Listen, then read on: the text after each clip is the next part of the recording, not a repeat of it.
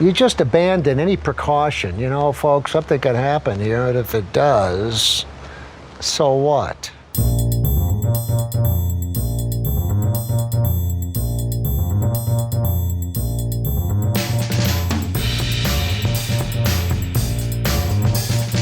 Hey friends, welcome to Nathan for Us, a Nathan Fielder fan podcast. My name is Kelly. And hi, I'm Megan. And today we are covering Nathan for You, Season 4, Episode 5. This one's called Shipping Logistics Company. And we have a very special guest with us, the creator / curator of the No Context Nathan account on X.com and host of the Indie Heads podcast. Matty Monroe is here. Hello. Yes, No Context Nathan on X, the Everything app. You can follow it right now. Such an easy plug right up at the top. I feel like everyone should be following you by now, to be fair. I mean, yeah, if you're a Nathan For You fan and you're on X, the Everything app, if you're not following me, it would be honestly bizarre. You know, like, it's like, hey, you get like it's a new set of screen caps maybe every other day, you know? And if you turn off retweets, and that's it, you know, if you turn on retweets, and, you know, hey, you may get fan content and /or plugs for my podcast, but, you know, fuck it, we ball, you know, I'm nothing.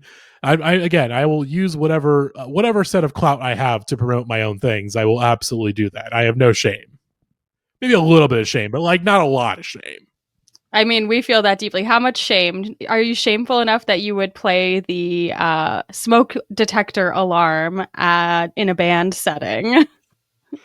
If I was asked to do it, yes. But on my own accord, no. I don't think I would. But we're getting ahead of ourselves, potentially. Yes. Tell us a little about your history with Nathan Fielder and all of his related media. Yeah. So I think I found out about Nathan, I think it's when Nathan For You Season 3 wrapped up. I remember hearing a lot about that Season 3 finale just from like friends and online chatter. And, I got a Hulu free trial. I immediately started watching the show and very quickly fell in love. And I think I binged the whole show in like a week or two in 2015 and just immediately fell in love with it and just became just so obsessed with the show and Nathan's comedy and just try to recommend, wherever I could recommend it, I did so. And then obviously, was a fan for a couple of years. And then, of course, in 2017, season 4 of the show starts rolling out on Comedy Central. And this is around the time where all these like no context accounts were starting to pop up. Like, I think the one that inspired me was there was a No Context It's Always Sunny account that I loved. But of course, there's others like No Context The Good Place. And I was like, well, there's not one for Nathan For You. So, I'm a bored college student. I have time on my hands. I'll go ahead and do this. And so just randomly started the account and it just kind of randomly took off, and here we are now, however many years later, still love Nathan, still love almost everything he puts out, and still constantly think about him and his comedy, both on a just because I love it, but also like, well, I run the account now. So like, I'll just like be, if I'm bored during my day, I'm like, oh, I haven't really posted the account in like a day or two. Let me just search through my screenshots and see if there's something I should post real quick. So that is my journey. So almost 10 years of loving Nathan and everything he does. This little weirdo. Highly relatable in this circle. Yes. With all of your screenshots, have you ever gotten when Apple Photos makes those videos of like on this day, or do you remember this person? Because we've both gotten those of Nathan where it's like your friend Nathan. I think this I feel like I have to have at some point, but I don't remember. But I do feel like if I open up the Photos app and I try to like prompt it to make me one of those videos, like if I went right now, there would probably be some like slideshow they have ready of like, here's your journey with Nathan, because I do have, because of course his face is memorized on my phone, both because like, well, of course, like there's so many photos of him on my phone, but it's like it's good for screenshots. It's like, okay, I need to find like something to post. I'll just type in Nathan Fielder on my phone. Like, okay, great. Here's all this. Here are thousands and thousands and thousands of screenshots for me to look at and enjoy. Oh my gosh. How excited were you when they announced the show The Rehearsal was coming out? I mean, I was extremely excited because at this point, this is 2022, so there hadn't been like anything that he had done in a couple years. Like obviously Nathan For You wraps up in 2017, and there was really no new Nathan material for in that time. Like aside from like maybe some cameos and things like that, pretty much nothing. So of course, like, hey, here's the first major Nathan Fielder project in a half decade. Like extremely excited. Obviously, like when it announced he had the HBO deal, I was following that like super closely, being like, when are we getting something? When are we getting something? When are we getting something? And of course, The Rehearsal comes out, and I absolutely love The Rehearsal. First season's great. Second season somehow tops it. Like, it's just it's exciting that that like, okay, he's back and he's still figuring out ways to make me laugh in new ways, but also just make me think about things that I've never really quite thought about. You know, like, what was Sully doing up in that plane before he crashed into the Hudson? Which the listeners cannot see, but I'm wearing a Rehearsal bootleg T-shirt that I got from Das Bootleg. I don't remember who the artist is. I have to look it up, but yeah, just mind blowing show. And I listened to the episode you guys just did, and of course everyone's like, oh yeah, there's Finding Francis, but like I feel like in terms of the Rehearsal stuff, I was hearing them like, oh yeah, there's like a ton of, at least in this season alone, there's a ton of precedent for what would end up becoming the Rehearsal. You know, not as much in this episode per se, but like, it's like, oh wow, he had been like developing this idea for like quite some time. Yeah, I feel like a lot of people have gone back to on Reddit and stuff and posted so many things where he's talked about plane crashes and like this idea of kind of rehearsing and all these things, which is so wild. I was also going to ask what inspired you to rank every segment of Nathan For You. This one was number 7 because I know everyone was at the edge of their seat wondering where we were at. Yes. But how did you come up with that idea? So I think obviously over the course of doing the account, you know, having seen the episodes multiple times, I'm just like, hey, look, I love making lists. Lists are a lot of fun for me to make. I love to rank things. I love to list things. And so I realized, hey, no one had really done this for Nathan For You. And of course you could do it by episodes, but I feel like you're only getting like half the fun. You know, if you get really down to the minutia, that's where the fun is. And I pitched it to a place or two and no one bit. So I was like, this is pandemic time. So I'm like, fuck it. I'm just going to just do it myself, you know, because I just launched a newsletter. So I was like, fuck it. I'm just going to make this myself. And, you know, did it. I wrote it over the course of a couple days and was like, all right, let's hope no one gets mad at me, you know, and people got mad at me, but not as much as I thought. But I think that's been the fun thing about this fan base is that there's not really that many bad actors in the fan base. I feel like everyone kind of sometimes has their own opinions and their own takes, but like everyone is very understanding and very kind in this fan base, which you cannot say for many other fan bases. That there is such a nice and warm community. Really, the worst it gets is like sometimes people take the thirst tweets a little too far, but you know, look, I'm a straight man, so I can only understand that to a certain extent, you know. So it's like, hey, they're not hurting anybody, so you know. We have a few thirsty TikToks out there. I will admit. I mean, here's the thing: if I see a fan cam of Nathan Fielder on TikTok, am I going to like that shit? Of course, I'm going to like that shit. I want more Nathan Fielder stuff in my algorithm, and if a fan cam is what shows up, then I'm happy to take whatever little scraps that I can get. You know. So just anything of him dancing is so juicy. It's like we must edit this over random modern songs. I mean, again, he invites it, you know, like, yeah. Here's the thing. When you're dancing to exclusively public domain content, you know, that opens up the floodgates for people to go, well, I don't have to worry about, you know, copyright notices on my content because I'm not working for a major network. So, you know, go nuts. Yeah, I will say, going back to the Nathan For You of it all, it's nice to not be so stressed about those rats at HBO coming for us anymore, Meg. But I I hope they're not listening anymore.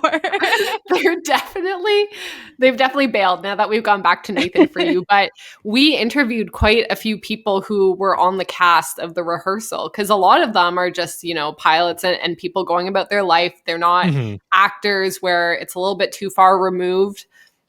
And so a lot of people we were chatting with throughout the whole season. So many cast members, like, we still keep in contact with, and we interviewed a few of them, and quite a few of them had gotten back to us saying, like, HBO won't let us come on. And we're like, but why? We're like, how about we ask you nothing about the show? We had announced an interview that we never got to do because HBO shut it down, which is honestly so rude. Like, we're just here for the love of the game, Also, send us a t-shirt or something if you're gonna deny us the interview. Email us yourselves. Coward. Much has been said about Paramount, obviously, especially by Nathan himself in the rehearsal. But I can say this: Paramount, or at least a company representing Paramount, did reach out to me at some point during the account and did ask me to promote the DVD that came out a couple years ago. So, and HBO has ignored. I've tried to email them, and they have ignored me at all situations. Wait, so are we big Paramount Plus people now? Look, it's not a good time to be a Paramount Plus person, but I'm just putting we must be brave. I'm just saying a thing that happened to me, and if you want to interpret that as, you can interpret that however you like, on what side of the coin I'm on, But look, HBO, I have no ill will towards the people at HBO. There's very good people that work there, I imagine. But, hey, I have a very big Twitter account, and I was happy to promote the show. I'm going to promote the show no matter what. But, if I can cut a check out of it, I'm not going to complain, per se. Or even just give me some swag. Give me a Nathan Fielder cardboard cutout. I'll take it. Anything. Oh my give me a Nate's Lizard. I would love a Nate's Lizard Lounge hat. Oh, that's all we're asking Nate's for. Lizard Lounge sweaters. Oh my gosh. When we saw him wearing one, I was like, I need that. But again, the Canadian of it all, nothing comes here. They should respect Nathan's Canadian roots a little bit more. They really should. I sent Megan a very panicked voice memo the other day because I go for runs a lot on my lunch break at work, and I was out for a run and I saw a guy wearing a Summit Ice hat, but it was very quickly, and I ran past him, and I was like, oh my God, I wish I had gone back and been like, I love your hat. But then I'm like, I can't double back and run back the other way and say that. And also what am I going to follow it up with other than great hat? I have nothing else to say to you. So I really crashed out over it. You always just yell, deny nothing, and keep running. I feel like that's a good way to for the fans to identify themselves, just because I'm a big fan of the Lonely Island and Seth Meyers podcast, and so obviously a good way to, of course, they have the Quaid Army and Righteous Kill, and I feel like deny nothing, that could be our Righteous Kill. That's our little subtle acknowledgement that, hey, we're in this together. I'll try it. If I see him again, I'll do it. I don't know. Maybe he works in my building. I have no idea, but that would be amazing to make a new friend. All right. So we are introduced this episode to Burns Logistics, who is a shipping logistics company that has been in business since 1933. So great for them. And we meet specifically Christy Pratt, who's a customs broker. She helps companies navigate the very exciting and topical topic of international shipping tariffs. I can't believe that we just happened to wait so long to cover this, that tariffs are now top of mind. The timing of each of these episodes is exquisite. God, it wasn't until I read over the notes and rewatched the episode, I was like, oh yeah, this is a lot about tariffs. It just completely blanked in my mind of oh yeah, this thing that's become a very important issue recently. Yeah, this was addressed all the way back in Nathan For You back in 2017. As just oh, here's a little joke, a little bit, here's a jumping off point for comedy. And now it's oh, hey, here's the thing that is kind of ruining the global economy at the moment. So we just clearly what we need is more people coming up with creative solutions like we saw in the episode, because then not only would we have gotten, some tariff ideas to help fix this issue, but also some sweet music to enjoy. So just throwing it out there. Maybe this is what we should all be collectively working towards. If I could go back in time, not very far, I'm talking maybe 3-4 years tops, I somehow get the ear of now President Donald Trump. And I say, Donald Trump, you're thinking about this tariffs thing. Watch this episode of Nathan For You where tariffs are very clearly and cleanly explained. And then you can decide from there if you want to make that a major component of your upcoming 2024 campaign platform, And and could it potentially change history? I don't know for sure. But I would like to think that maybe, just maybe, he would have thought about it a little bit more. But, that's not the reality we live in. We just needed the little doodle out here to explain to everyone how the tariffs work. I'm actually shocked no one dug this up kind of around the tariff time. If anything, it's on me because I feel like I should have had screenshots ready to go as soon as all the tariff stuff was going on. But again, I was like, well, I'm not going to screenshot something about tariffs. That's really boring. And now, oh shit, it's kind of the thing that's on everybody's mind. Now's the time. I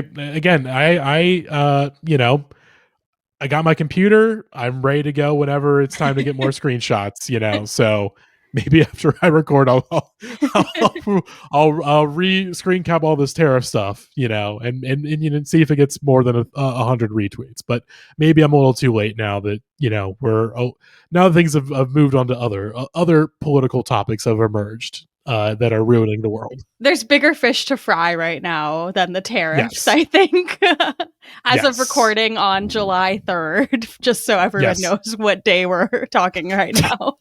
Yes. Oh my gosh. Because I feel every day we could be like, there's something bigger than the tariffs happening. So no, we need to rebrand smoke detectors as musical instruments, which offhand, why on earth are smoke detectors tariffs so high? Shouldn't we be trying to give those to as many people as humanly possible? Yeah, that's never clearly explained why that is. Maybe it's maybe only one company makes them, and so they have a more control over the market. It's that part is kind of confusing on why is it smoke detectors that have these extremely high tariffs? Why is this the thing that we're honing in on? But it feels illegal. It's give the people smoke detectors. I mean, to be fair, now everything has higher tariffs than this. So it's But I love that musical instruments aren't tariffed so high. That's really lovely. Mm-hmm. It's very wholesome of us to decide. Yes, although at the time that was the case. Now that may not be the case, that musical instruments are not tariffed super highly. Megan and I famously live in Canada, so if anyone doesn't know, there's literally a blanket tariff on everything that comes into Canada from the US now. So basically everything that comes here from the US gets tariffed 25%, which for most people they're like, is that a big deal? I work in a very specific industry where it is a big deal. So the tariff talk at my work is out of control. It's every day we talk about tariffs. Mm-hmm. And I work for a company that ships records for a living, so oh wow, it is definitely top of mind for us. Although I don't think we're getting hit as heavy by them. I think if there's anything, it's I think things are just things are tariffed as per usual. But maybe musical instruments are not. Maybe vinyl records are not tariffed as highly as musical instruments now or smoke detectors. Yes. So we'll explain the plan, but Nathan essentially he discovers that there's some loophole where musical instruments aren't going to be tariffed. So if he can find a way to convince customs that a smoke detector is a musical instrument, he could potentially save millions of dollars for the company that's going to be shipping them to other borders. Christy is not having it. She does not like Nathan. She does not like this idea. And I suspect her lack of enthusiasm is why we do a full pivot for the rest of the episode to get as many people that do not include her involved. I I rewatching this episode, I had to ask, like, is of all the people that Nathan has dealt with in terms of like the business owners and managers and whatnot, is this the person that hates Nathan the most? I think there's maybe only two other people that come close to the Doink level it. of yes, the Doink It guy, and then the sporting goods guy. But that is Yeah. more like that's just like contempt. That's just like, I'm Yeah. ignoring you. I don't care about you. Whereas this is more like it's somewhere between active hatred and utter contempt and lack of caring. It's just like, okay, this guy's doing this harebrained scheme. Okay, you go do that. I don't want to be on camera more than I need to, you know.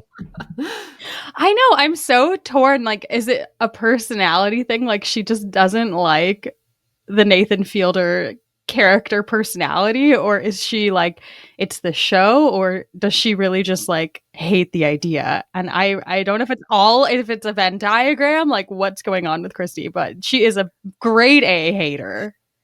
To be fair, this idea is so weird. And I feel like every episode I come on here on my little high horse being like, we could have done this crazier. We could have done that crazier. We could not have gone crazier. The extent to which this man goes to, like, we'll get into it, but the many, many, many layers to try to convince FedEx, the border, that a few customs, someone that we can ship a few smoke detectors as musical instruments, the extent to which this man went to is profound. And so I think rightly so. She responds that this is a ridiculous idea. Good luck. And frankly, she clearly does not believe he went to business school.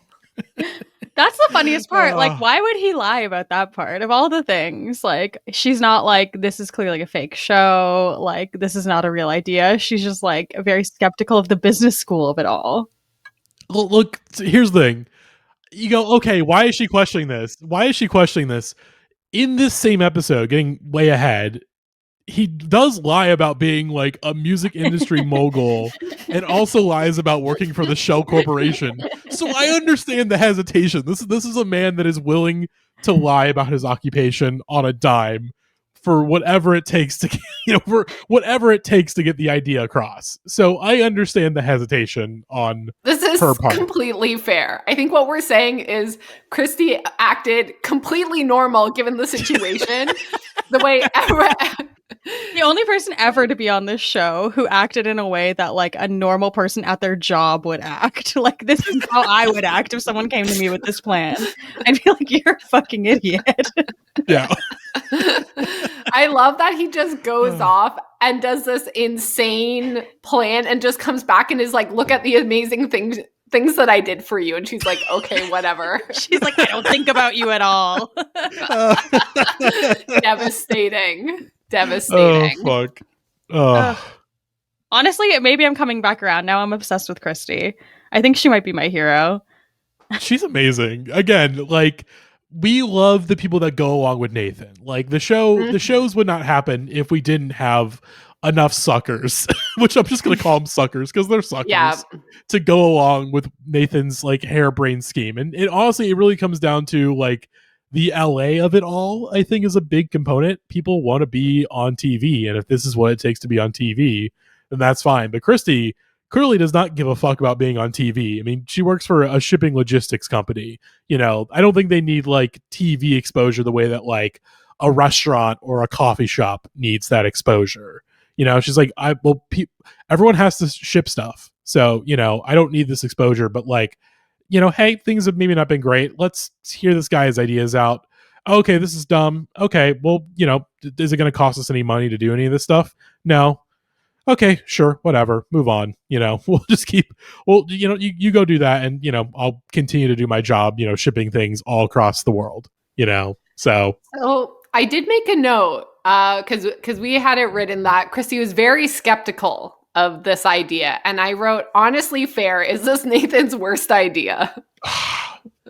I mean, here's the thing. That's the thing is that I have to purely think about it as an idea. I cannot think about it as like, oh, is this a funny episode? Like, just take the idea Just as a is. marketing idea, because everybody left this episode thinking about the band. Nobody left. Like, what is the name of the shipping company again? Burns Logistics. Burns Logistics. They're I'm never still going to open. order anything from them. I want none of their logistics. Well, here's like, you maybe are not ordering directly from them, but you're potentially ordering from a company that uses them to help with your shipping. You know, it's the people in the background. You know, it's the, you know, the thankless jobs of shipping logistics. You know, everyone, again, they are helping you get all the treats that you want, and they don't want any thanks. They just hey, you get your treats, and hey, you know, the world keeps on moving. Delicious smoke detectors. My little treats. My wonderful musical instruments that make, which this was definitely a triggering episode, because having to hear the smoke detectors so many times, because I live in an apartment that has poor ventilation. So like, if I cook and my oven is above 450 degrees and like I accidentally leave the food in there for like 1 minute longer than it should be, it's just, okay, here's the worst noise I'm ever going to hear in my entire life for like a full 2 minutes until it realizes like, oh yeah, there's no smoke. There's no, okay, you're good. So having to hear that at multiple points, like it made me jump a little bit. Like once we get to the instructional DVD, it was genuinely annoying. Like, it was actually bothering me having to hear it so many times. Normally, I'm curled up on the couch. I have a cat. I'm watching the show. I'm getting ready for the podcast. My cats kept jumping up and leaving every time there was a smoke detector. And so, you know what? It is a terrible musical instrument, but I don't know if shipping 10 of them through FedEx is a good test. I don't know. But it would have been hilarious to try like a huge crate of them to see if it made it. And I'm a little disappointed we didn't do that. So you do think it could have gone further, in fact? I feel like the real in some aspects, no, but we should have done a better test to see if it was a good idea. Because the shell of it all was fucking crazy. The shell stuff is wild. How is he not sued? Where was Anthony Filosa to check this? Okay, yes. Let's talk about the Anthony cameo. Our favorite reoccurring character, I'd say. Oh my Probably gosh. number R.I.P. one. King. R.I.P. King.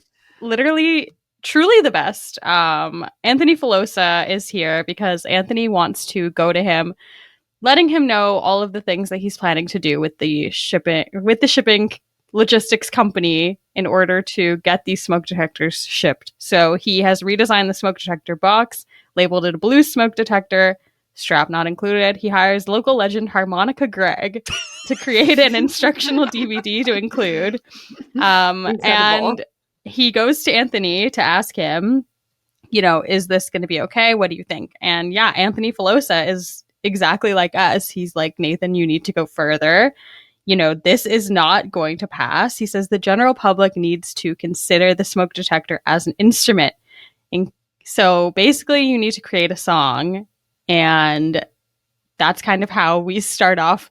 I'd say the real meat of the episode, which is Nathan deciding he needs to form a band. Which a line to mention going a little further back is, you know, again, your instrument is pre-tuned to F sharp, and you don't want to mess with that. You don't want to mess with that. Perfect line delivery. Like, I mean, something that the rehearsal season 2 like really like honed in on and really like set in stone is that the magic of a Nathan Fielder program is the writing. It is especially the voiceovers, and there is so many incredible voiceovers on this episode. But we'll get into that further into the episode itself. But of course, Anthony's like, hey, got to get further. You got to start a band. And then we get to, I mean, in terms of the looks, I mean, some of the finest Nathan Fielder fits of all time. Oh my gosh. Yes, I did list them so we can discuss every fit that he wears. But yeah, I feel like this episode, Nathan had a really good time like getting into this music producer character. I feel like this is the most we've seen him go in character other than like the emo Best Buy manager episode. Oh my God. Also an iconic fit. Yeah, I think that was the post that took the account off. That's the first time like that. She mentioned she was into alternative music, so I went dressed as a Hot Topic manager. Oh my God. I think that was the first no context Nathan post to go viral. So that always has a special emo Nathan always has a special place in my heart, both because of that and also he's really cute as an emo boy. He makes a very cute emo boy, especially when he's doing the cha-cha. Absolutely. I do wish he had dressed the band as well and he had like given them all makeovers. I love a makeover segment. We could have got Brian Wolf in to like help out. Oh my we could have gosh. got the crew of people in the back of the moving truck. I think we will have to do an episode. Maybe we'll actually put it on YouTube where we rank every Nathan Fielder fit and like put together a tier ranking because there's so many. You do need the visual. Yes. You do need the visual. Yes. So Nathan decides to put up a flyer to try and find band members, and it reads, "Do you know how to rock? Musicians wanted. Producer looking to start music supergroup. Lead guitar, bass, vocals, drummer, horns, piano, strings. I want it all. Drug free." Enticing? Question mark. Look, Nathan wants to start a straight edge band, and I think that's much appreciated. There's a great lineage of straight edge bands, and so I think Nathan wants his band to be a part of that lineage, and I respect that greatly. Yeah, I do wish we had gotten some like horns. Like I feel that the Bonsai Predicament could have used like, a little trumpet or two. That would have been exciting. But I feel like the trumpets would have been replaced with the blue smoke detector no matter what. So I'm again, they would maybe show us something and then they wouldn't give it to us. So I maybe, that level of disappointment we didn't quite get. So maybe it was for the best. But you would think with the blue smoke detector, you would want, someone to be playing some horns in the band. It's blues, but Nathan decided to go with a rock band. And so, it is what it is. Yeah, and Nathan lets us know he's dressing as a big-time LA producer throughout the episode.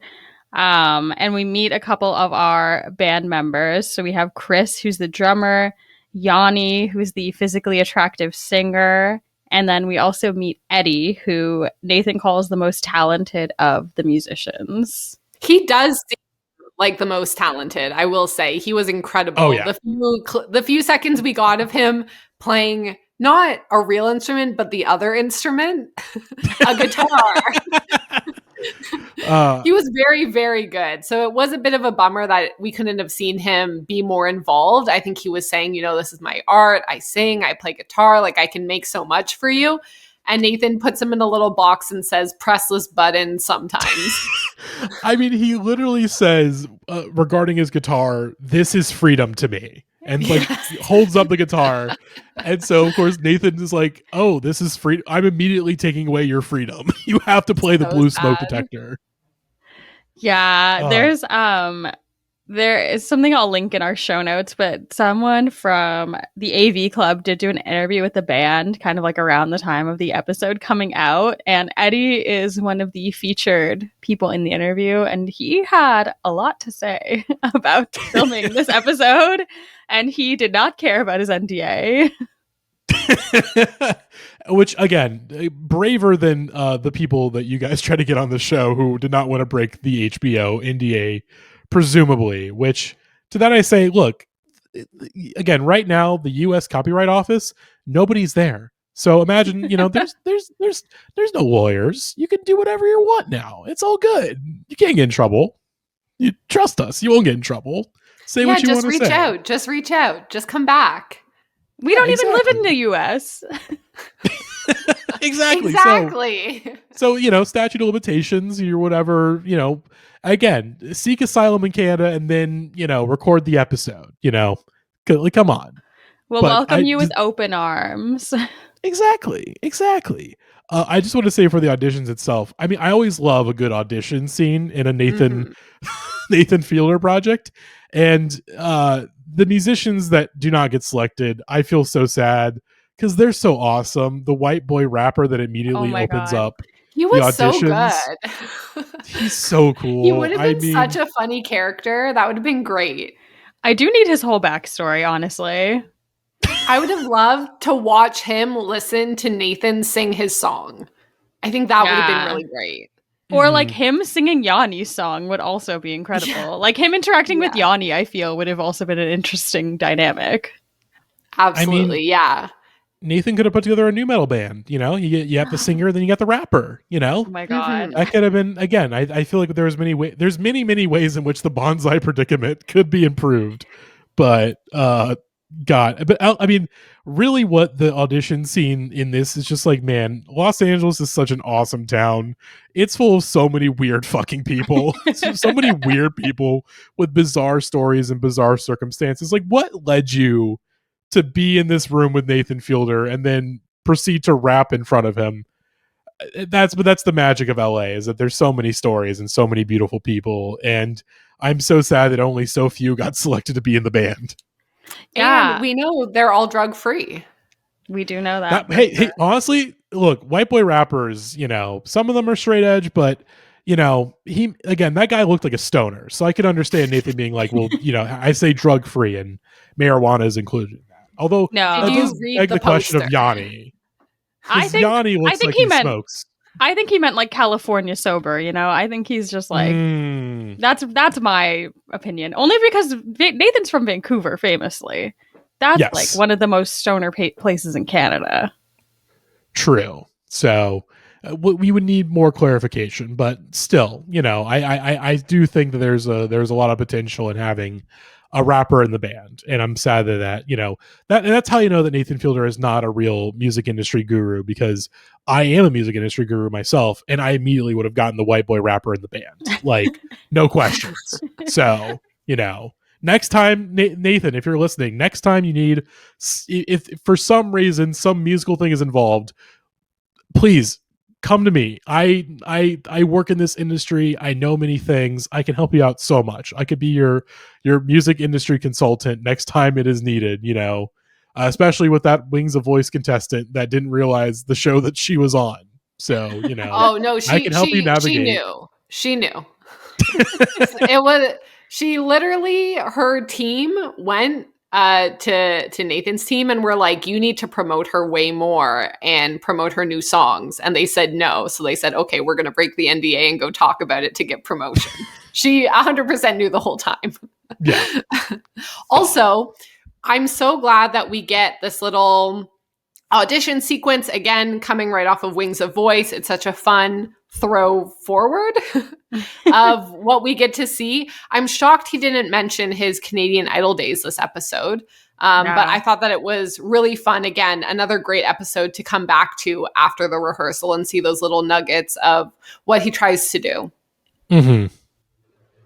Yeah, and so we see Nathan honing in on Eddie, and he basically immediately tells Eddie that his new instrument is going to be the smoke detector. That's going to be his thing, and he should be so excited about it because it's going to separate the Bonsai Predicament from any other band, and the guy who plays it is going to be the most famous. And Eddie half-heartedly accepts. There's no way he's not told from the second he walks in that room that this is the whole point of it, that this is the whole reason you're here. Because if not, you would just never agree to this. And frankly, being the most famous for being an absolute fool is not, I think, what you're going for. Yeah, in that interview, he did talk about it, and he was basically like, I knew what was going on. I knew that this was like clearly some kind of like prank or joke show. And he said that he like immediately was like, sure, because he was like, whatever, I don't care. But they told him to like redo it and pretend to be more hesitant. Which, I mean, that is the magic off screen that happens. That is the producing prowess of Fielder and his team, of knowing what to do to make the show better. Although, yeah, Eddie does seem like, I guess, again, I'll take back my thing about suckers. It's like Eddie doesn't seem like a total sucker, but at the same time, like, well, you still agreed to do this and still be like, all right, sure, whatever. You know, I'll do whatever it takes to be on TV. And if it means I have to play the smoke detector, you know, and I'm not bummed enough, okay, whatever. You need me to act more bummed, go ahead. Although that does remind me of a story that I think Bill Hader told on, I want to say this was told on Jimmy Kimmel, where an anecdote. Of course, an anecdote on Jimmy Kimmel. Either it was Kimmel or Myers, I can't remember for certain, but he did mention like, oh yeah, because he used to be a PA in Hollywood, and so he worked on a bunch of shows and TVs and movies and stuff, and worked on that the Corey Felder, is that his name? I don't remember. Feldman, I think. Feldman. I'm of course Er's on the mind because of Nathan Fielder. And mentioned like, you know, being in the edit room for that reality show that the Coreys did, and seeing like, you know, Corey does this like confessional, and he's like very sad about it, and he's just like very like strong raw emotions, and then in this raw camera footage that Bill Hader sees, here's a producer being like, hey, can you do that like a little more emotional? Can you like up the ante on that? And he's like, and just immediately snaps back to normal, being like, oh yeah, I can do that for sure. So I imagine something like that must have happened where it's like, hey, can you like be a little more bummed out about this? And so that's the magic of that is the magic of reality television, even on a show that is satirizing reality television. Yeah, at the end of the day, like, they gotta have a storyline, and I feel like Eddie not wanting to play the smoke detector is a very good bit to include. Yes. Something else that people don't want to do is sing Nathan's song. He tells us he's written a song, and it's about when you really like a girl and she won't even look you in the eyes. Again, we're coming back to the rehearsal once again. And he reads off the lyrics to the entire group.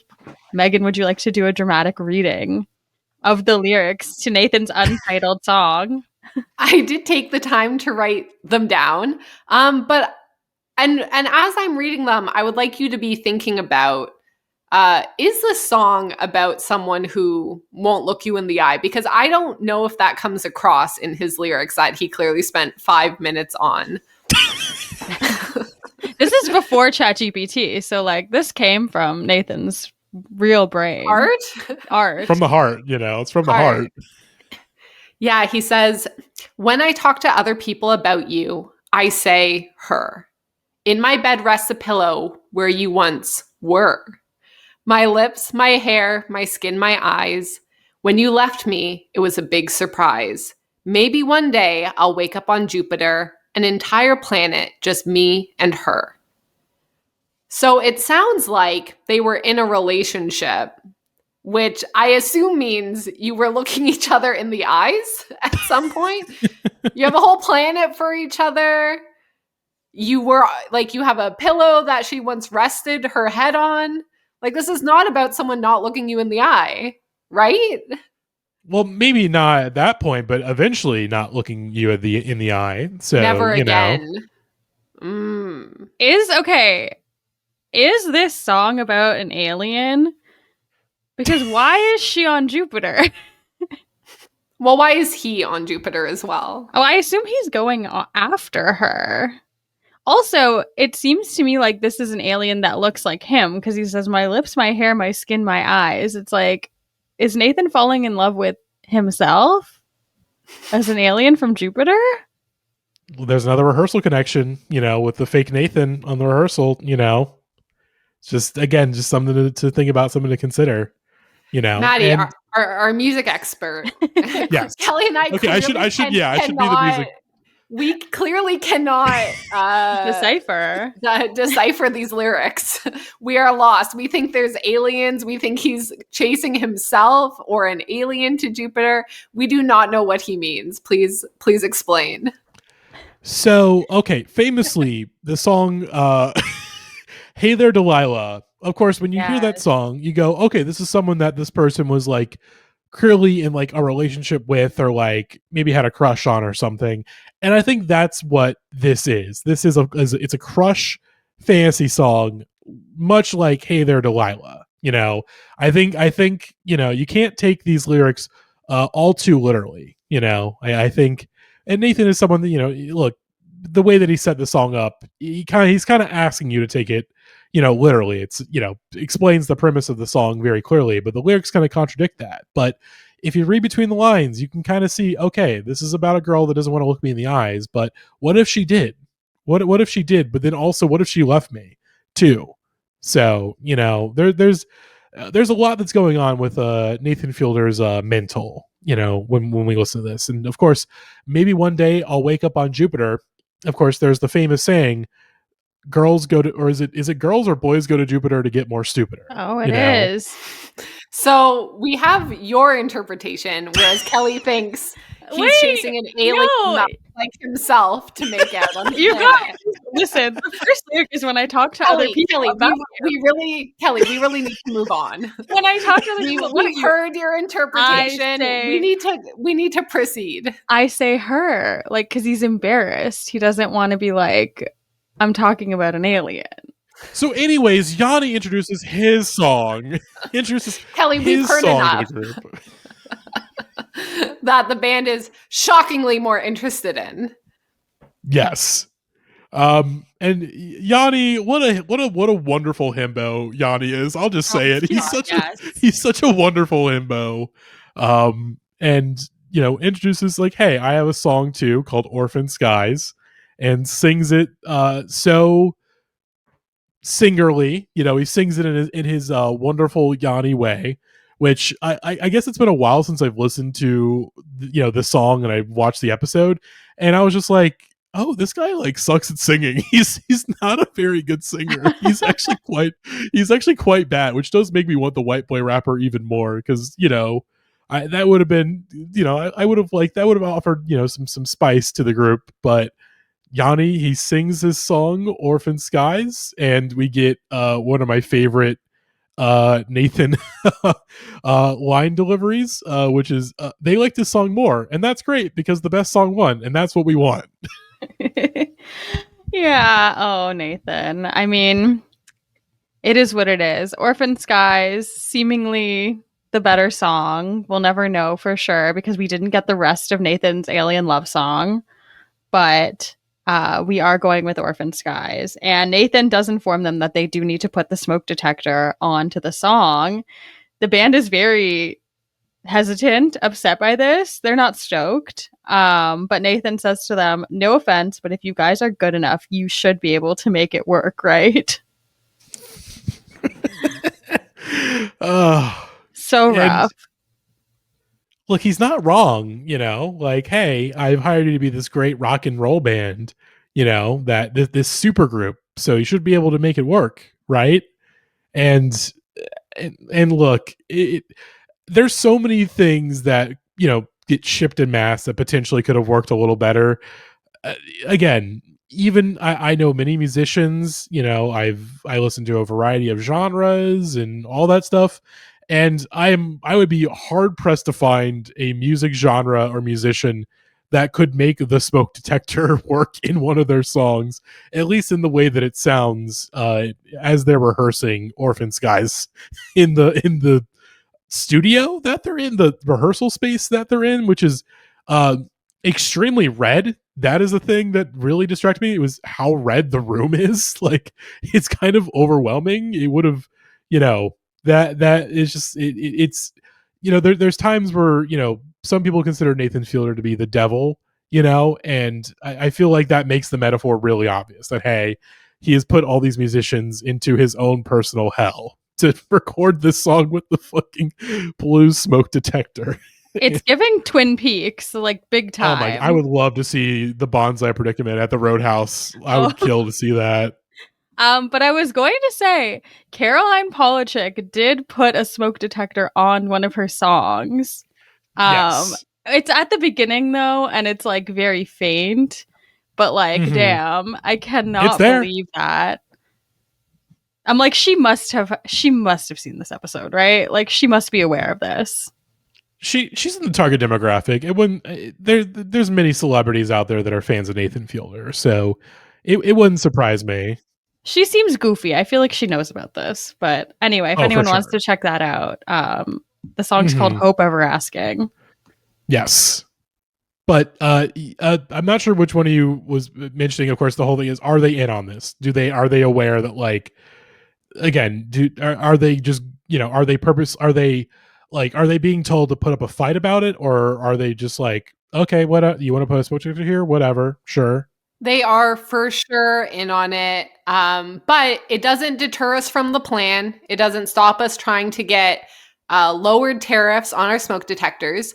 So, which is the point somehow. Yes. Although I will counter your theory, which there's a great Nathan Fielder quote about like what inspired the show, and he talks about the mortgage crisis, and the quote is, "I was really obsessed when the mortgage crisis happened and how it came down to these personal moments between people where someone senses something's wrong but they don't want to speak up." And I mean, I feel like that's just the whole show. That's all of both Nathan For You and the rehearsal. And I feel like that's a situation where it's like, look, there are cameras being put in my face, and there's this guy telling me to do something that's very clearly the person like running the show here. So, like I don't, hey, if he wants us to do this, then okay, sure, let's do it. Although I guess that could apply both ways in terms of either showing resistance or faking resistance for the cameras. So it's something to think about. But the in on it, I feel like I disagree. I think maybe some of them kind of knew, like, okay, they're aware, like, hey, this is not what I think it is, but whatever. If this helps me get a foot in the door, then I'm happy to take it. But there's definitely some people. I think like Yanni, for example. I don't think Yanni was in on it. I don't think he was in on it at all. I feel like this group is like skews more. If there's like a sliding scale, like they're more in on it to me versus like the gas station drinking grandson's pee guy. Like that guy is like zero in on it, and like these people are like way closer to in on it, in my opinion. For absolutely 100%. Especially when we're in season 4 at this point. So I think like word has probably gotten around town to some extent. These things happen. I love the idea of it being like 2017. You're in LA and you're just like constantly scared that you're accidentally being caught in a Nathan For You bit. Like, what a dreamy place to be. Oh God, that's what during the time I lived there, I didn't have to worry about that. Thank God that I didn't have to keep pulled into a Nathan For You or Nathan Fielder scheme. But it could happen at any point. It does, especially now that he's he's got that pilot's license. He's a world traveler. It can happen to you anywhere, anytime. So always got to watch your back. Stay ready, babes. So as Nathan promised, he is trying to make the song a big success. So he puts it up on iTunes and he meets with the station manager at 93.5 K-Day. So I did pull up the song on Spotify today to see where are we at. And it has, or the band, The Bonsai Predicament, has 2,959 monthly listeners. And Orphan Skies has been played 780,714 times, which is a lot. And especially when our lead singer has his own band called The Darbies, which has 178 monthly listeners. So this was actually quite a successful band because of the show. There's some people that get that, they're able to take that opportunity and take it to the next level. And Yanni just doesn't possess that killer drive that's needed, in the music industry. So, but they do have quite a few followers on Instagram. I mean, not a crazy number, but they're at 7,000, which is quite a few more than their monthly listeners. Again, it's something, but it's a matter of, being able to take that. Because again, being in the industry, I've seen that where, someone has a crazy amount or a good amount of followers on Instagram. And then, when it comes time for actual fans to show up, they're not there. So, there are many such cases of that happening. So, okay. Do you know the guy from the rehearsal who was banned from every dating app? Oh, of course. The pilot. I was going to say I love the pilot, but no, I do not. I do not love the pilot that's banned from every dating app. That, again, it was already bad enough because it's just like, how do you, like, what do you have to say? Especially, which I don't want to get too into it, of course, because this is about this Nathan For You episode, but it's just like seeking arrangements. What were you saying to these women to get you banned from seeking arrangements? Like, what is going on? He had a lot of Instagram followers, and then he was posting videos on YouTube that would have like 3 watches, even while the rehearsal was coming out. It was crazy. I mean, A lot of those accounts are probably bots, let's be honest. Yes, there's a big bot problem. And, look, maybe he had an NDA and couldn't really, promote it too heavily, but look, now the show's been out there. I assume some NDA stuff has lapsed. So, we'll see if he takes the opportunity the show's given him. Although, of course, he has quite the fight upwards to make, considering how he's betrayed on the rehearsal. But there's a market out there for following guys. Just what's going on with this guy?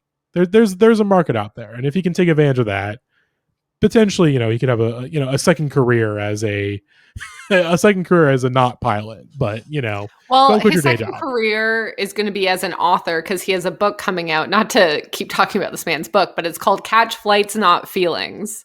Yeah, I'm still waiting for my copy. Jeff, It's coming out my in way. fall. It's coming out fall 2025. I'm not buying it. I want one sent to me. I will read one. Send me an arc, Jeff. Come on. Maddie, the cover. Oh God. Okay. Wait, can you describe what you think the cover looks like to me? Okay, Catch Flights, Not Feelings. Mm-hmm. There's two things that come to mind. My first immediate thought is, okay, this is going to be some kind of Fabio, romantic fantasy novel kind of cover, kind of stylized in that way. But also there's a part of me that I get the feeling that I can't describe exactly what would be on the cover, but the only vibe that I can think of is that it's probably a vibe very similar to the album cover of Certified Lover Boy by Drake with all the pregnant emojis. That's my second. I don't know what exactly would would describe that feeling, but that feeling that I have for that is probably what the feeling would be for whatever this book cover is. What is the book called? Catch the Flight, not Catch Flights, Not Feelings. Oh God. All right, I'm gonna Google this, and I'm really, really afraid of what I'm about to see. So I'll describe it. So it's very clearly AI generated. There's a plane. Oh, okay. You see it. There's a plane flying over a line of women who are all waving at the plane, all seeking, I guess, the pilot out. It's just a line of women in tiny little outfits waving up. I assume begging for the man's feelings. Oh God. They're not stranded on a desert island, help us. Oh my God. I hate it. I hate it. We've given this man too much airtime. We got to move on from Jeff. This is the last time we're talking about Jeff until he sends me his book. So we do get a little scene of Nathan lying on his couch, and he's listening to Orphan Skies after being rejected by K-Day 93.5. And this was giving such intense Sully vibes. It was like they took this exact picture and put it right into the rehearsal. It's beautiful. Yeah. It's a beautiful reaction image. The I had failed everyone, and then the various shots of him sadly listening to music on the couch. It's some of the finest cinematography that Nathan's ever done on the show. It's just a perfect shot after perfect shot. It's incredible. It's amazing. And then, of course, we get an insane jump in logic from Nathan where he's like, okay, I have an idea for how we're going to be able to get this song to be on the news so he doesn't let the band down. So his plan is he's going to frame Shell, the gas and oil company, who at the time was embroiled in a controversy after there were 2 pipeline leaks within a year or two. And he's going to frame them for stealing the song Orphan Skies and using it for a PR campaign. Look, it works. Okay. The logic plays out. How you get there, I don't fully know. But look, it is not the most insane music industry stunt that I've seen in my time, following the music industry. There are there are much worse ones. I mean, there's. Do you want to hear? I think this is, in my opinion, even like almost a decade later, still the craziest stunt that I can remember a band doing to promote a song. Oh, always. Do you know the band Yacht? No. Mhm. So they were like an indie. I think they're still together. I think they're still a band, but they're not very active. They were an indie pop band that like kind of had some buzz in like the late 2000s, early 2010s. I think like one of their songs is on the soundtrack for GTA 5. So like, you know, they were big enough to get, you know, the GTA 5 soundtrack placement. And they make a press statement saying, hey, so like we are a couple, which was not super publicly known that like the member, it's a duo, so it wasn't publicly known that like they were a couple. It's like, hey, yeah, we're a couple and we recorded a sex tape that was meant to be private for us, and someone stole that sex tape and, you know, is threatening to upload it online. And so look, we don't want to be, you know, threatened for ransom, so we're going to put the tape up on our website. And so everyone's like, what the hell? That's crazy. And it's like, okay, on one end, like the leap in logic to go from, okay, like you're using this for ransom. Okay, we're just going to put it up ourselves, which like, it's not the first time something like that happened. I mean, there's the Seth Rogen, James Franco, North Korea movie that famously like North Korea or some like hacker group representing North Korea was like, hey, we are going to do this to you if you do not, you know, get into our demands. And so they just put the movie out on all the renters and for free pretty much on YouTube. And so it's like, okay, there is precedent for something like that. So, you know, the thing is, everyone just kind of took them for their word, being like, okay, they almost have the sex tape leap. And so, you know, they decided to put it online on their website. And then and then people like actually watch the sex tape, and it is not a sex tape. It is not totally a sex tape. It starts off like a sex tape. It is like night vision, like it's filmed like an Aphex Twin video from like 2002, like night vision. And it's like, oh, this is like, okay, this is kind of a weird sex tape, but sure. And then eventually the members of Yacht shed their human skin to reveal their alien forms. So it was a hoax. It was a hoax. Oh my God. And they immediately had to apologize. And then that was the end of their career. Like that was it. People were so Really? like mad, People offended. didn't find like it funny.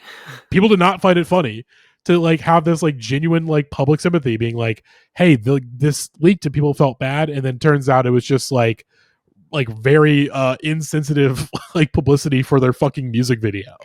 I feel like, yeah, they should have picked something less controversial. Look, this is I mean, this is what, 2015, 2014, I think. You know, things were moving in a direction that Yacht were not ready for. They were not ready for like woke to become a thing. And honestly, again, even at the time and even still now, I'm like, that's a pretty bad, like, that's not good. You guys did a really bad thing. That's fucking rough. And I still think about it often. It's such a good band name. That's so sad. And let's see, how many monthly listeners does Yacht have? Like, how well did this publicity stunt work? You know, 10 years later, they've got a couple. I mean, they got 172,000 monthly listeners, but Okay. even then, but it's mostly for like catalog stuff. They put out a record back in 2024 called New Release, which haha, and it does not look like it's done that well streaming numbers wise. So, you know, I don't think doing that that stunt worked out for them in the long run. I love a like spicy band member dating story though. Like I'm like, oh my God, that is my bread and butter. Like I want to hear about all of them. I'm so sad for them if it doesn't work out though. You have to work with them. They're still together as far as I can tell. I never heard anything about a divorce. So, you know, look, survive a fake sex tape together, you know, you're staying together. So, you know, I respect to Yacht for sticking together after such an extent. A band that I like randomly out of nowhere very recently announced that they're having a baby together, and I was like, I literally didn't even know you were together.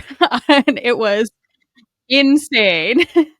It's always funny to find out like, oh wait, you guys are together. Like it's always a fun time to figure out that when that happens, you know, when it's not super obvious off jump. You know, I love a secret relationship getting revealed, especially like if the secret getting revealed is like taking things up to an ante. Because I'm a Smosh fan, and so last Yeah, I year was about to when say that one, the wedding Shane and drop. Courtney, because I was Yeah. just because of course that immediately drops on April Fools, and I'm like, haha, funny joke. And my immediate thought was like, okay, like they're not actually married. Like, oh, this is them being like, oh, we're hard launching our relationship and we're doing it in like a funny way.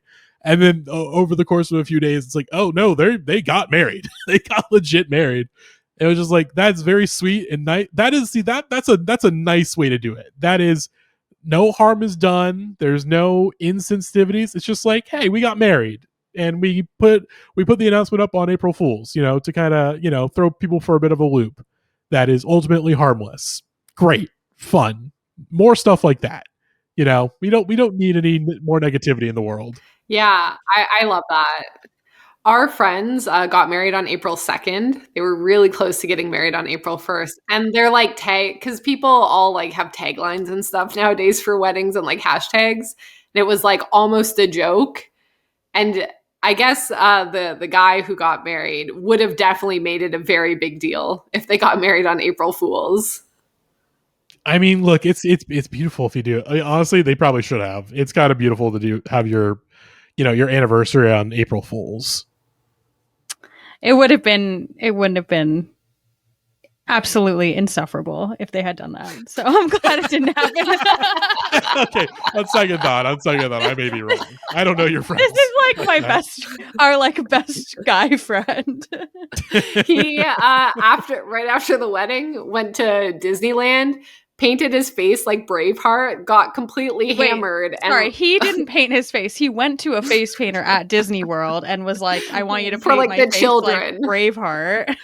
And he ran around screaming about how he's lost his freedom. Yeah. And then we went back to our Airbnb. He jumped in the pool and he broke his foot. Yep. Beast mode. Just that's beast mode to me. I don't know. And then when he was in the hospital, which he didn't go to till the next day because we all were saying, you're exaggerating. It's fine. Sleep it off. He went to the hospital, and every like different nurse and doctor that came in, he was just like, this never happened before I was married, and just kept trying the same line on new people. Never give up the bit. Always commit to the bit. Exactly. Yeah. And again, we are Canadian, so he was in an American hospital. Oh, jeez. Oh, I'm so sorry. Yeah, that's fucked. Which was crazy on its own. Oh, my God. But so beautifully entertaining for us. Yes. So I think we're about to frame Shell. Yes. Right? Yes. We are about to frame Shell. Speaking of never giving up the bit, we're going to frame Shell.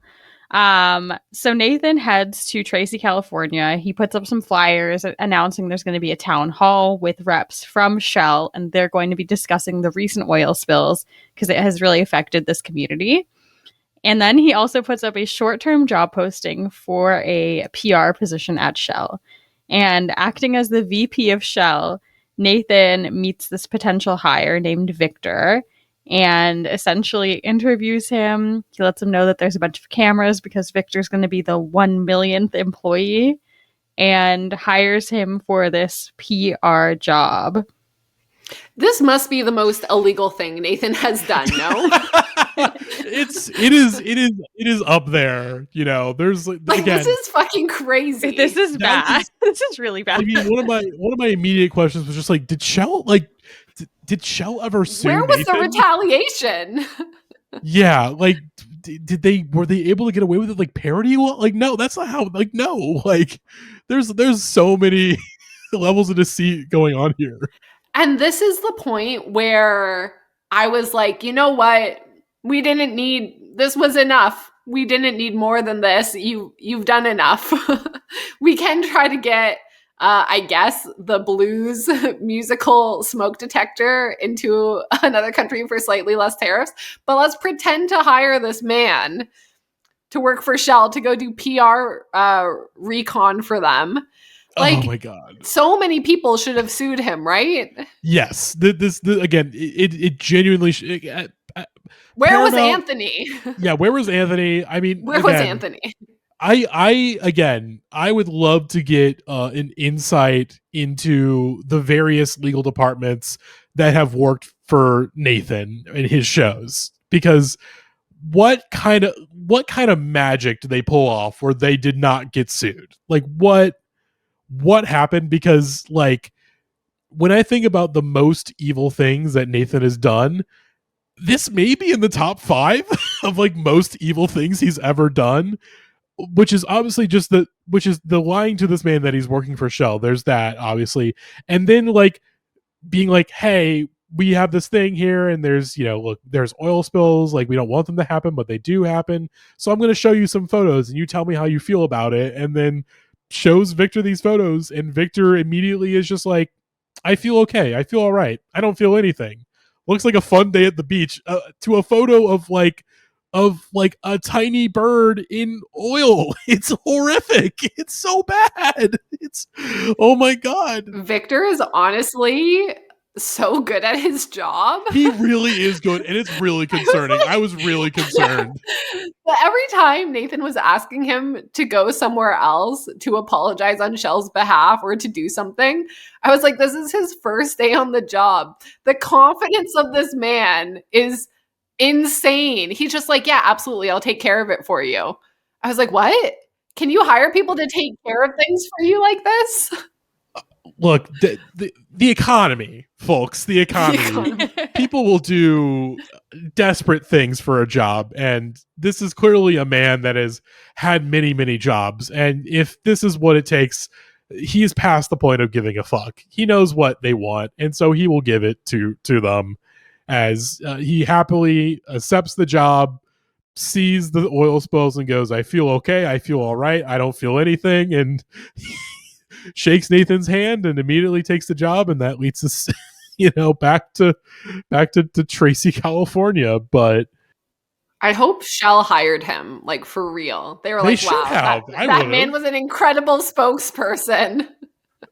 I mean, my god. You really smooth things over with that community by saying that we just shipped the oil spill to a country far, far away. No worries, everyone. It's not our problem anymore. Which, that's the thing, you're like, okay, that's really funny, but then like you think about like the last 10 years of politics and you're like, yeah, no, like they do say that shit. Like that's there is at least here in the United States, there is probably like at least 40% of the people, or at least 40%, if not 45, 50% of the voting population in this country that would hear that answer and go, oh, okay. And they move on. They don't think about it ever again. They're like, great. This is excellent news for us. Yeah, exactly. It is bad.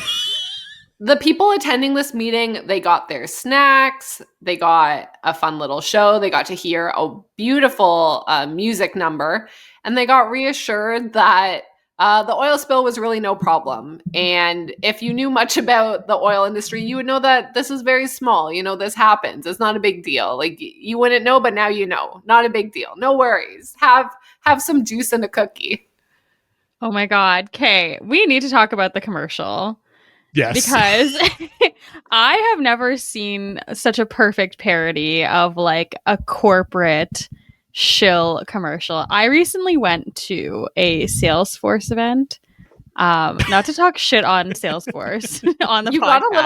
You got a little quieter. Like, honestly, I'm a little bit afraid of them. They have a lot of money, but they played like, I went to like this keynote address that they did, and they played like a hype up video. And it literally had Matthew McConaughey for some reason. He was just like sitting in a chair talking about Salesforce and like explaining all these things with like all these insane visuals of like Salesforce Marketing Cloud is going to like help you accelerate your business. And it was exactly like this Shell commercial, but just include Matthew McConaughey. And he looked like really coked up in the commercial. What? Yeah. But is that just Matthew McConaughey's general, like, is that just his general aura? I'll try and send it to you guys.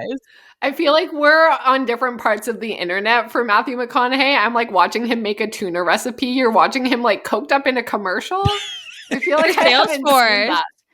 It was dystopian, you guys. They're like, use our Salesforce agent chatbots to replace your workforce, but don't worry, Oh my nobody's going to gosh. get fired. And I was like, oh my God. I was like, what? Anyway, I also, like the people of Tracy, California, sat through this. Then I went out and grabbed my free coffee and my free lunch, and then I promptly left. As we all do at conferences, quite frankly. Yes, I'm not paying attention to that shit. Why should I care? It doesn't matter. None of that matters. Again, I think it's okay. I think it's all right. I don't think about it at all. But the town hall goes over great. Victor again. I hate again it's because he's doing an evil thing, like not totally intentionally. He is good at his job. He's really good. Again, he everyone had questions and he handled them like a champ. He was not nervous up on that podium. He was just like, "Hey, here's the answers you need," and everyone left happy. They had their snacks, they had all that stuff, and they moved on. And then, of course, Nathan, being the devious devil he is, he films the commercial on the television. Like, oh, I pretended to be someone who leaked a cell phone video of this commercial, and meets up with Yanni. Puts on a new mask, put back on the music producer mask that he has on, and his wonderful fits. Shows Yanni this video, and Yanni's like, what the heck, man? Like, what's like when I wrote the song, like that's not what I imagined it'd be intended for, It's like, and they're using it without our permission. That's like plagiarism. It's just like, that's not what that is. It's not plagiarism. That's not what it is. But the spirit is there. Sweet Yanni, my sweet baby. He is the perfect himbo. Cast him in like every himbo romance. He would definitely do a Salesforce commercial if paid enough. I do feel. 100%. I do think if Nathan's song was turned into Kelly's music video of this man finding an alien who looks just like him and falling in love and chasing them to Jupiter, like Yanni would be a great casting choice. He's giving Fabio, as you mentioned Fabio earlier, Matty. Like he is giving Fabio a little bit. He's a heartthrob. He's a dreamboat. I see it. The vision is there. Really is. So Yanni's obviously upset, as discussed. This is plagiarism. So Nathan concocts a new plan, and essentially he suggests that they should do a protest in front of a Shell gas station to show the world how upset they are about this commercial using their song and it being stolen and using the message for bad things. Honestly, genius. This is so good. It's a good, of the various ideas that he concocts for this episode, this is the one that has the most sound logic. But like as a general, like, oh, that's a pretty good like publicity stunt if you're a band, like especially like it's like, hey, it's a Shell gas station. It's literally a block away from the KTLA headquarters, and this is a gas station that I've definitely gotten gas at multiple points when I lived in Los Angeles. Like when I was rewatching the episode, I did have to like triangulate. Like, wait, where's this gas station? I was like, oh yeah, no, I've definitely driven home from the bar and gotten gas here on the way home to my apartment. Like, yep, I was at a historical site and I didn't even realize. You didn't get the free gas. You had to pay like a schmuck. I know. And honestly, look, I saw the gas prices at this time. It was like what? It was $2.79, and I was like, oh, we did. I mean, obviously, even with like inflation, but I'm like, oh man, like that's how much I'm paying for gas like right now in North Carolina. Like because I do not live in Los Angeles anymore. But I saw that gas price, and I was like, oh man, I wish it was that low when I lived there. That would have been so good. That would have been so baller. But I will say, of course, there's many historical Nathan For You sites in LA, and one of them, of course, is the dumb Starbucks location. And when I moved to LA, I was only there for like 2 years, but I moved there in like September 2021. But a month before, I went up to visit just to get a lay of the land and like see some people and like, hey, figure out, hey, what am I getting into? And my friend invites me out to a bar. He's like, hey, it's Sunday night. There's this bar I go to every week for karaoke called the Drawing Room in Los Feliz. You should come out. And I was like, hey, I'm not doing anything tonight because I just got into LA, and I was like, sure, I'll happily, you know, come out and do karaoke and get some drinks. Like, that'd be great. That'd be fun. I show up to the bar and see my friend. We meet up. He's like, hey, we go outside for like a smoke. And he's like, does this place look familiar to you? And I was like, no. And he's like, hey, dumb Starbucks. And I was like, oh shit.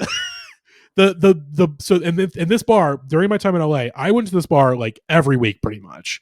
So every week I would do karaoke next to the greatest historical site in Nathan For You history, the former location of dumb Starbucks. Oh my God. I'm jealous. It's again, obviously, I think now it's like an Italian restaurant. So, you know, other people have moved in, but still, I was so close to history, and I have so many memories outside of the location that formerly known as dumb Starbucks. But I do feel like it would be iconic to call the restaurant like dumb spaghetti, like dumb they pasta. really should have. They really should have, you know. But look, I'm no Nathan Fielder, you know. I never graduated from business school with really good grades. I famously dropped out of business school at one point. So, you know, they shouldn't take my advice. I mean, Christy, it wouldn't have mattered to her anyway, because she would have been unimpressed either way, no matter how far you go. That is true. But, you know, maybe the people of the Italian restaurant, you know, although the thing is that they famously kind of don't really like being next to a bar that opens at 6 a.m. You know, they're not a big fan of that. You know, yeah, that feels rough. Opening at 6 a.m. Yeah, it is a true. It's one of the last true dive bars in LA. It's a true.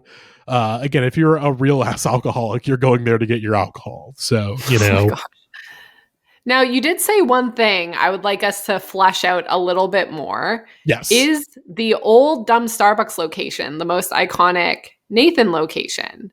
And we have to focus on Nathan For You and not the rehearsal, because like Nate's Lizard Lounge, the Alligator Lounge, all that stuff would probably be first. But I was trying to think of other places since you said that. I feel like for gas rebate, the hike, I feel like that could be an iconic hike. Like, I would want to go and do that hike and like check in the bushes if there's like little notes or something. That is true. I feel like the souvenir shop is a big one for sure, because that one's like still open. That's definitely up there. And Pink's is funny because like Pink's is like whenever I moved to LA and was told about like Pink's is like a genuinely like very successful. It's a very successful restaurant. I'm like, why do they call Nathan? Like, they were doing fine. Why did they call him?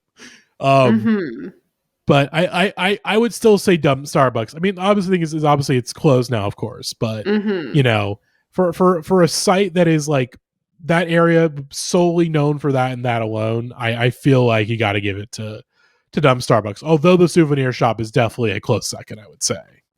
Yeah, I feel like the souvenir shop, because it's still open, that would be like my only thought is like you can actually go there. True. Very true. But back to the Shell gas station, the very busy Shell gas station, and the publicity stunt they pulled off. No rebates today, baby. No grandson's pee for sipping this Saturday. We're handing out gas and tunes and social justice. They build a stage on a tanker truck and they fill the tanker with gas, and they give out free gas to all the patrons, and the Bonsai Predicament plays their tunes. And KTLA shows up. Yanni gets interviewed. You know, he's like talks about how fucked up it is that, you know, that Shell stole their song for the commercial, you know. And we get a random guy that I always think about. Just for some reason, his quote always sticks in my mind. The guy that they interview on the news saying, "I'm going to get my free gas, and I will protest too." The cadence in which he says that is the same as that one Obama quote from when he was reading like his first book. The line which is gotta have them ribs and pussy too. He says it the exact same way as Obama does in that. And I think about it I think about an unhealthy amount, I would say. Like of all the insane lines and things that people have said on the show, for some reason that is stuck in my mind as just like it hits the brain really nicely for me. I feel like everyone has their little thing that they like hyperfixate on in the show. Like I always think about the lawyer like jumping over the table trying to get the pen. That's like one of my favorite like little like 5-second things that happens. Oh my god. Absolutely. That is an incredible scene. That I mean, yeah, speaking of dumb Starbucks, that's an incredible scene. God, I'm a fucking lawyer. I'm not reading this show. Oh God. I mean, we talk about people that hate Nathan. That guy's up there. That guy is definitely up there. That guy's probably one of the other top ones. Mm-hmm. But it is successful. The show is successful. There's a bunch of news coverage. Not one mention of the smoke detector though in the news. They're just like, this is fine. Mm-hmm. I think Nathan, he can only do so much as, you know, a curator, as a producer. He can, you know, again, Eddie should have been the one doing the interview, but, you know, obviously Yanni's the front man, you know, and that's the choice Nathan made. I feel like Yanni probably should have been the person playing the blues smoke detector, but, you know, again, these are things that we think about now in retrospect. You know, we again, at the time, Eddie seemed like the right person to do it. So, but if you really wanted to promote that blue smoke detector, you know, you should have had Yanni holding it in his hands while he was doing the interview, you know, but it's a missed opportunity. 8 years later, we must discuss. Yes. There's many ways in which again, the Bonsai predicament, you know, I could have brought them to the stratosphere, you know, with Nathan's budget and my and my guru knowledge. We could have really taken these things to another level, you know, where Christy would be way more impressed with him after he shows her all that he's done. Yeah, it is upsetting that no one talks about the smoke detector. It feels like they keep zooming in on it too in the footage. Like they're showing the grainy footage from all the newscasts, and the show is like really zooming in on Eddie there with the little smoke detector. I wonder if maybe part of it is like maybe it would have been too distracting for Yanni to be like trying to press it and sing. That feels like it could be very difficult because don't they have like a delay on them too? Like, it's not like you press the smoke detector and it immediately goes off. There's no way pressing one button is more distracting than playing a real instrument like a guitar. Yeah. Or a piano, or all these much more complicated things singers play while singing. You're like, that pressing that button would be real. It feels real rough. really complicated. We had to have an instructional video on it. But it was a really good instructional video. Mm-hmm. I do wish we got more of Harmonica Greg, actually, kind of going back to earlier in the episode, but I feel like we didn't get enough of his lore. He should have been in the band for sure. Like, why wasn't he? He should have been the pioneer of introducing the smoke detector to the music world. Yeah, or at least, like, he could have been, I don't know, like a guru for them. Like he could have been on set helping them out. I don't know. Just, we could have got a harmonica in there for sure. Like we got all these other instruments. Toss a harmonica in. Why not? Yeah. I do love it when a song has like a whistle, a harmonica, a horn, something a little funky, spice it up a bit. Not a blues smoke detector though. Yeah. Not quite. Not yet. Mm-hmm. But, you know, you gotta ease people in with like a more, you know, recognizable genre, more popular genre like rock music, and then eventually you can kind of get down more. You know, you gotta get that big mainstream, you know, exposure, and then that kind of, you know, lingers and has these trickle down effects into the underground music scenes and the more obscure music scenes out there. You know, so it's a marathon, not a sprint. You know, for the blue smoke detector. Yeah, you know. It hasn't quite hit yet, but maybe in another 8 years. I feel like it could have hit like back when like dubstep was like popular for a second there. I could have seen a blue smoke detector being included in that. I will say there's a genre called ballet funk that almost every time I've heard a ballet funk noise, there are some of the worst sounds I've ever heard in my entire life being mixed in to the songs. And again, I was like, you could probably figure out a way to get a smoke detector to work in this. Like this wouldn't sound out of place on one of these like ballet funk songs. So hey, Nathan, he's an innovator. Again, ahead of his time. The people were not ready for the blue smoke detector, but now these things can happen. The time is approaching for the blue smoke detector to have its moment in the industry. Maybe one day still. We just need to start like feeding more songs with blue smoke detector into the internet algorithm so that like all of these AIs, generative AI, starts picking up on it as an instrument, and then it'll start popping up in like Gen AI songs.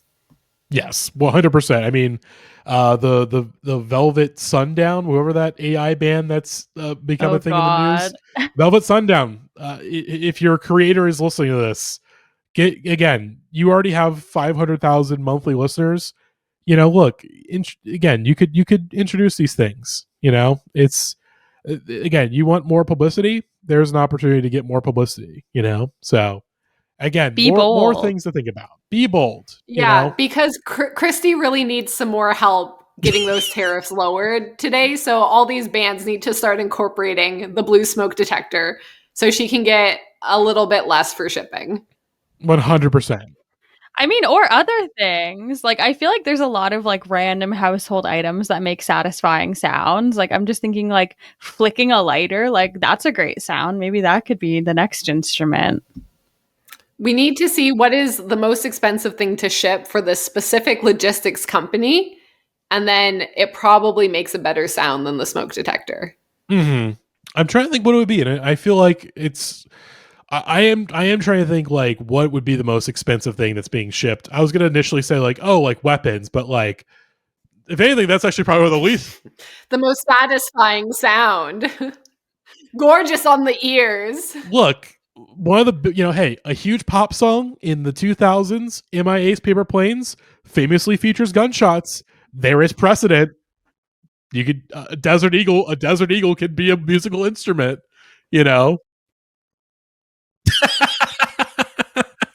which they are listening. They are absolutely listening. They're always listening.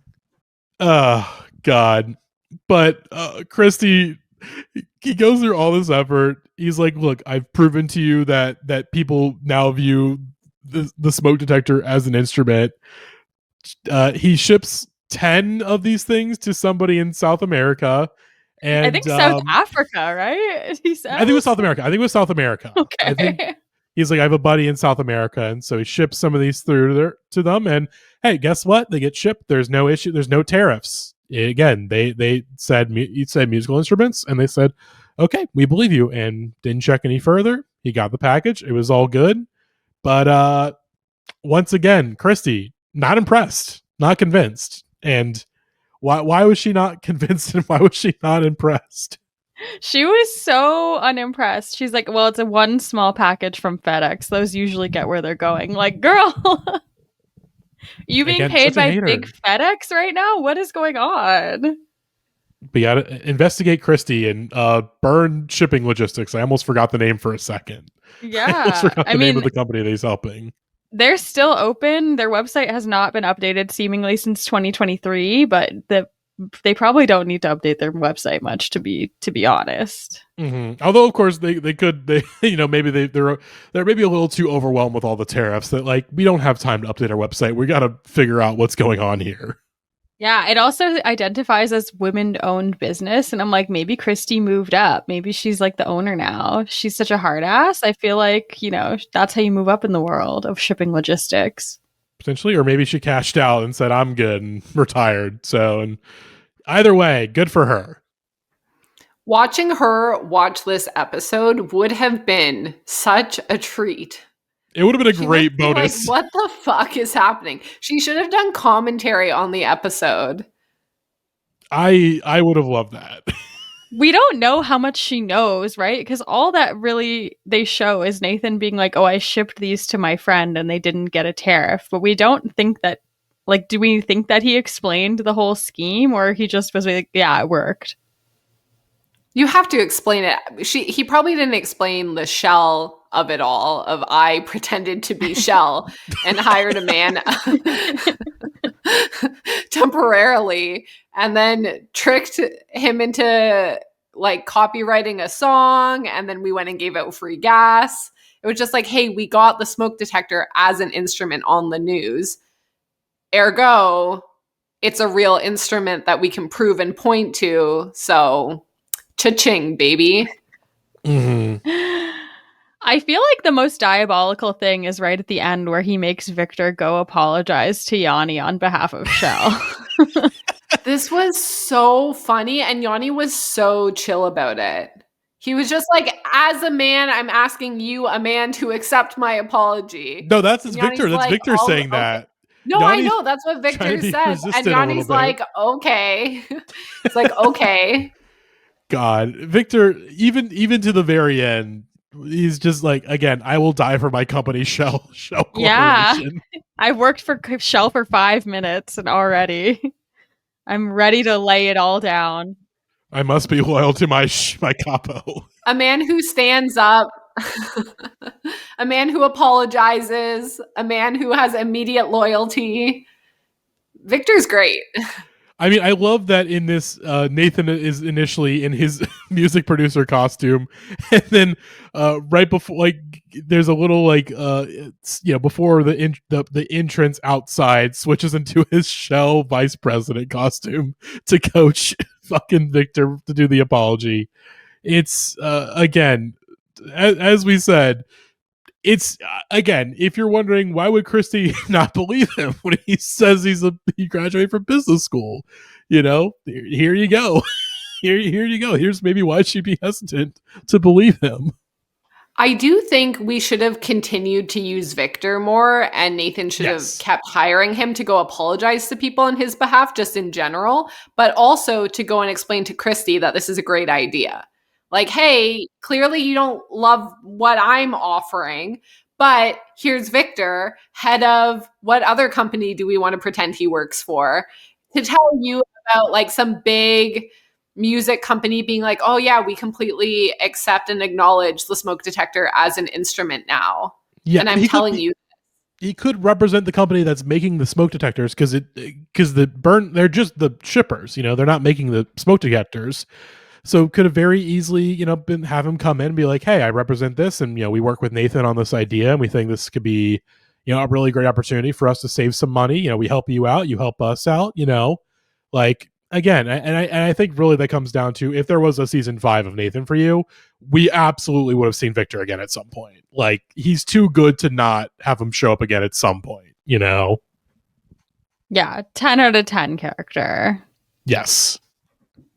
Do we want to quickly chat what our favorite Nathan as a record producer fits are?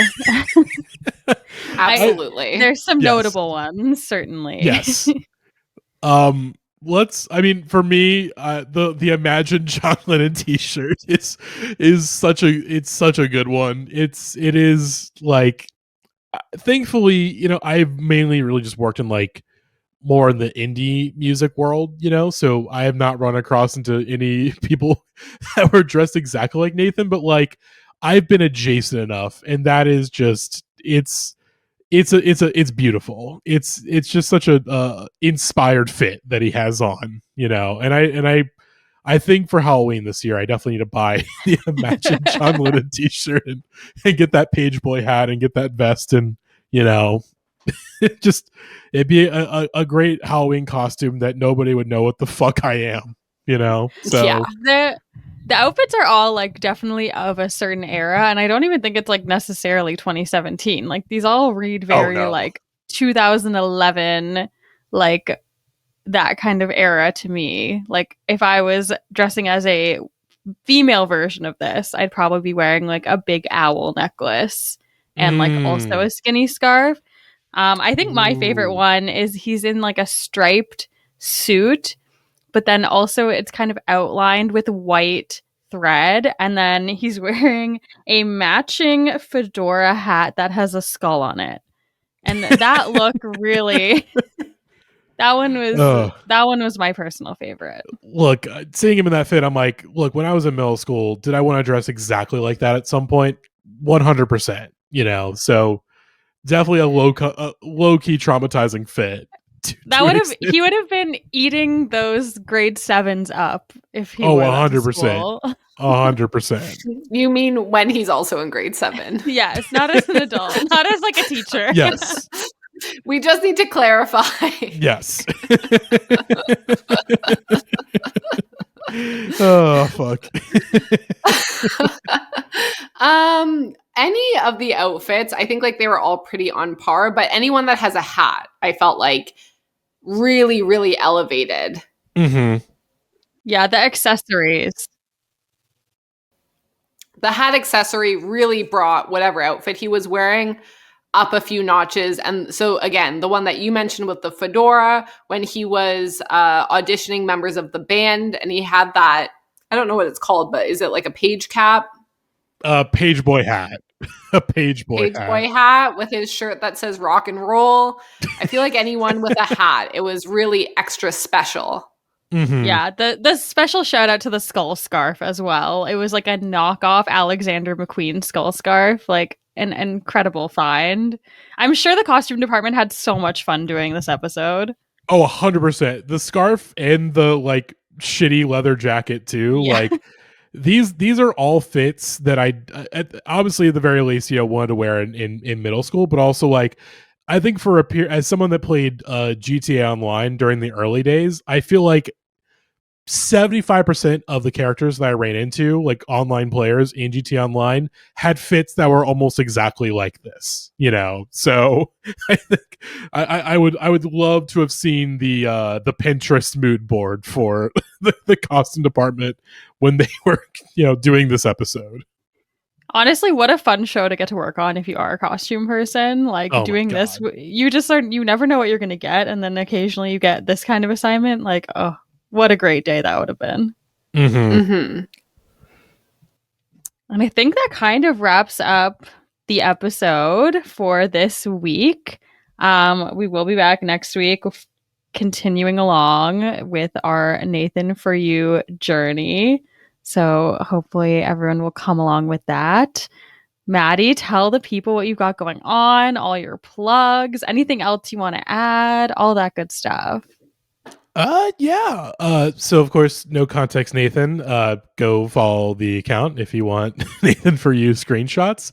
But I also host a podcast called the Indie Heads Podcast. It's a very misleading name because we don't really talk about indie music a whole lot these days. And we are getting ready to start season 2 of our series entitled Pod Hero, where we talk about all the songs throughout the Guitar Hero soundtracks.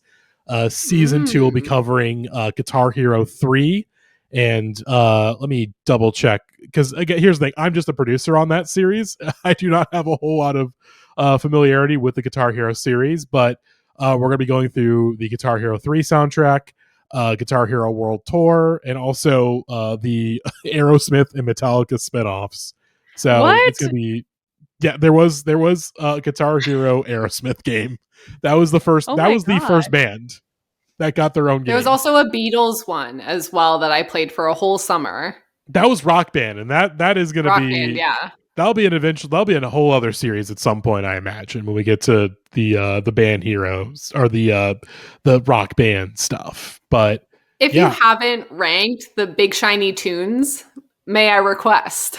Oh, that would be a really good one. Is that a Canada only thing? No, that's everywhere. Oh, right? is that just us? Is that Canadian Big content? Shiny Tunes is? Big Shiny Tunes. That sounds like we actually, funny enough, earlier this year we did do an episode about CanCon, about like random late 90s, early 2000s CanCon, and it was an enlightening experience to say the least. Hearing about bands like let me see some of the wonderful bands. Obviously, I think we talked about I feel like we talked about Bare Naked Ladies at some point, because they're probably one of the only Canadian bands to have actually like broken through into the American mainstream, even if it's only for like maybe a song or two, wonderful band, obviously Tragically Hip, of course, bands like Big Sugar, Matthew Good Band, Our Lady Peace. Oh my god, I didn't even know that OLP was a Canadian thing. Yeah, apparently big enough in CanCon. Joel Plaskett. Oh, yeah. And of course we talked about Snow, the white rapper Snow. Oh, yeah. Yeah. I love explaining CanCon to people. I often have to explain it to my American friends because I'm like, no, media's different here. I'm like, you don't understand. We have like different music here that like doesn't exist outside of Canada, basically. 100%. And I got a little taste of that because my job before my current one, I did like college radio promotion. So promoting music to college radio stations all throughout the US and Canada. And, seeing the very like specific bands that were like big in college radio in Canada, but like had no impact whatsoever in the US stuff. It was always fun being like, oh, this is doing really well on the Canadian charts, but like, it's only this low on the college radio charts overall this week. So, CanCon, like I was somewhat familiar with it, but even then I was still just like, what is going on? What's going on up there? Like what's happening up there? But it's like, yeah, the music wasn't great, but having like a more nationalized art program, hey, I'd love that here. That'd be great if it happened in America. I think we'd be a better country for it, but that is just the way the cookie crumbles. But yes, Indie Heads Podcast, we have a new series, or season 2 of Pod Hero. But again, we have a ton of episodes. If you'd like to talk about, we do, at least our normal format is we have a different playlist every week that has a different random theme. Sometimes it is more sincere stuff. We just did an episode about sort of a brief history of transgender women and trans femmes in music. But right before that, we talked about music made by drag queens. So, it's a podcast where you never know what you're going to get, but you're always going to discover something new that's going to rattle in your brain for at least a full calendar year. So, yeah. Yes, and hopefully not because it has the sound of a fire alarm beeping throughout the track. But, when you hear music made by a guy named Jay Bigga, maybe you'd rather have the smoke detector sounds than some of the vile lyrics that he says in his songs. So, it is what it is. If anyone wants to follow us on all our socials, we are at NathanForUsPodcast on Instagram. Send us an email, NathanForUsPodcast@gmail.com. At NathanForUsPod on TikTok. We haven't posted in a while, though. Maybe we do need to make some more thirst traps. I'll see if I can get on that at some point. Of Nathan, to be clear. Not of me, obviously. That's a job for your husband, okay? That's his job. Honestly, it would be very funny to see him try and put together a thirst trap. I would love to see it. Wonderful. Well, thank you for listening. This has been Kelly and Megan and Maddie on your side.